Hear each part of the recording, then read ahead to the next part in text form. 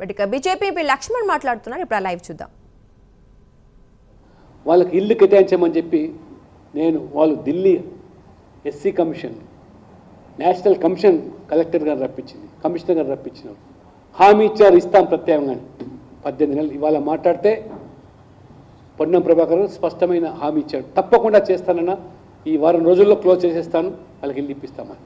అంటే ఒక ప్రజాప్రతినిధిగా, ఎంపీగా, 2 సార్లు ఎమ్మెల్యేగా ఉన్న నేను పట్టించుకుంటే కానీ సామాన్యుని సమస్యలు పరిష్కరించే పరిస్థితి అంటే ఎంత దారుణంగా ఉందో ఈ పాలన ఈ రాష్ట్రంలో ఇది అర్థమవుతున్నది.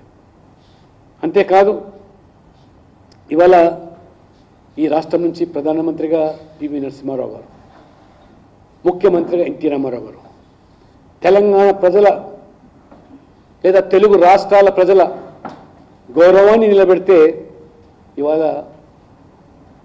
రేవంత్ రెడ్డి గారు మన తెలంగాణ తెలుగు ప్రజల ఆత్మగౌరవాన్ని ఏ రకంగా ఢిల్లీలో తాకట్టు పెడుతున్నారో, ఆనాడు తెలుగు ప్రజల ఆత్మగౌరవంతోనే ఎన్టీ రామారావు గారు పార్టీ పెట్టే పరిస్థితి వస్తే ఈరోజు స్వయంగా ముఖ్యమంత్రి గారు అంటున్నారు,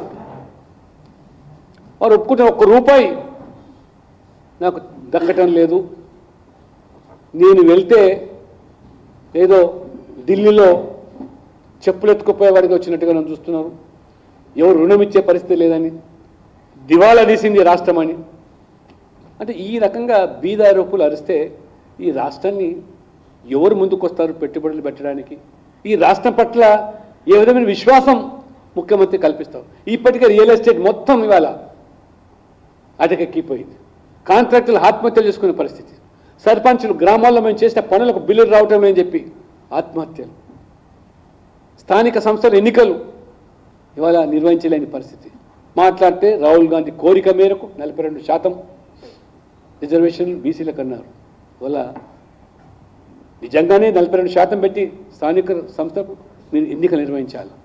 అటువైపు కనీసమైనటువంటి ఆలోచనలు, ఫీజులు కట్టలేక ఫీజు బకాయిలు దాదాపు 7,000 కోట్లు, పిల్లలు అర్ధాంతరంగా ఉన్నత చదువులు మానుకుంటున్నారు, కాలేజీలు మూతపడుతూ ఉన్నాయి, యాజమాన్యాలు కూడా అరణ్య రోదనగా మారినాయి వారు.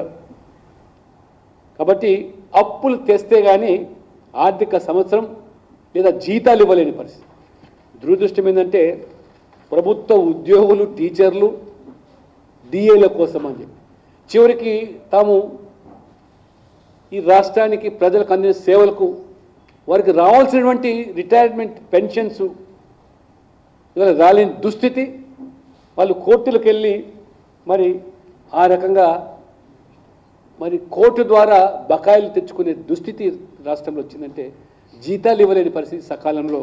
మరి టీచర్లు, ప్రభుత్వ ఉద్యోగులు, రిటైర్ అయినటువంటి ఉద్యోగులు ఏ రకంగా పిఆర్సీ కోసం, డిఏల కోసం ఏ రకంగా మరి వాళ్ళు వాపోతున్నారో ప్రజలు గమనిస్తారు. కాబట్టి ఇవాళ నరేంద్ర మోడీ గారు ఈ 11 సంవత్సరాల్లో అద్భుతాలు, అసాధ్యం అనుకునేటువంటిని అసాధ్యం చేసినటువంటి వ్యక్తిగా, ఇది ఎవ్వరూ ఊహించని రీతిలో నిజంగా ప్రజల అదృష్టం, ఈ దేశ ప్రజల అదృష్టం. ఒక దేవుడు పంపిన దూతగా ఈ దేశాన్ని పట్టి పీడిస్తున్నటువంటి జటిలమైన సమస్యలు, 370 ఆర్టికల్ రద్దు, అయోధ్యలో రాముడు జన్మించినటువంటి ఆ ప్రాంతంలో భవ్యమైన రామమందిర నిర్మాణం, ముస్లిం మహిళలకు 3 తలాక్ చట్టం, అదే రకంగా